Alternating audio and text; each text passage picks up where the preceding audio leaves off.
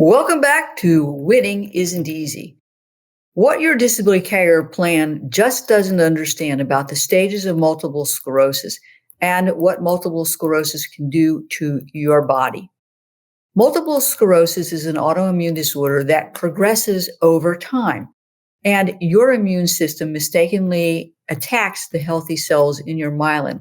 I like to think of myelin as the covering on an electric cord. It's the coating around the wires, if you will, that protect the nerves in your spinal cord in your brain.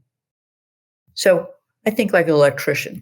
Now, what disability carriers don't understand, in addition to what MS is the stages of MS. And we have a number of stages. Let's talk about the preclinical stage. MS will begin to make changes in your nervous system. And the earliest symptoms can be numbness and tingling, weakness, maybe some visual problems, maybe even some cognitive issues, or balance or coordination issues. This is called the preclinical stage, and often, it's not disabling. But it's important that your medical records are documenting the nature of your symptoms and the impact that those symptoms might be having on your ability to do your own occupation. Now, once a person is diagnosed as MS, the disease is going to take a course, and it generally will go one or a second direction. There is relapsing and remitting MS, and there is progressive MS. Relapsing and remitting MS is known as RMRS, and it's characterized by an acute attack of symptoms that can come and go. But over time, the symptoms become worse, and the period of time between the attacks will shorten. On the other hand, in a progressive MS case, the symptoms are continuous and they get worse over time. Now, that's important because disability carriers like to play games with RMRS cases, and they don't necessarily play those same games in a progressive MS case. Let's explore that a little further by talking about the effect of MS on your body. As the MS progresses, the pain, the numbness, the gait, the balance problems, the fatigue, the visual issues, the cognitive impairment all worsen.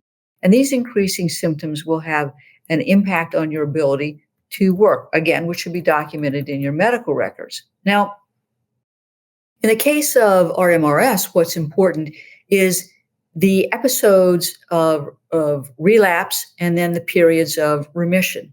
Disability carriers will play games here because they will say, look, you may be disabled while you've relapsed, but as soon as the relapse ends, and you're sort of quote unquote stable, you're not disabled.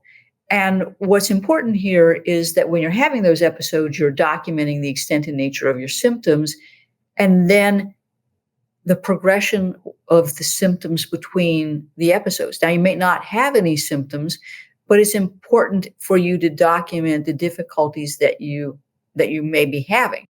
And then when you have your next episode, if that episode lasts longer, has new symptoms, or the symptoms that you've had have gotten worse, it's really crucial that you're documenting that so that you can argue that when you have the episodes, that they are completely disabling. And then certainly as the time between these episodes gets shorter, that you can argue that progression in and of itself is disabling, or that the symptoms have gotten worse, or you've gotten new symptoms. So notwithstanding the fact that there might be some time between each episode, the symptoms are actually worse and are impacting your functionality. In the case of the continuous MS, obviously what's key here is documenting the continuing symptoms and how those continuing symptoms individually and then collectively impact your ability to do your own occupation. But there's a third thing that we need to consider. MS can interact with other comorbidities that you might have, like high blood pressure or diabetes.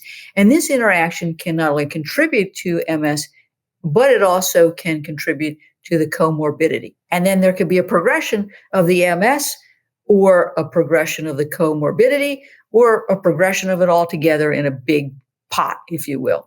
So if you have comorbid medical conditions, your medical record should be speaking not only to that comorbid condition, but to the MS. And then the combination of the comorbidity and the MS and how it's impacting them.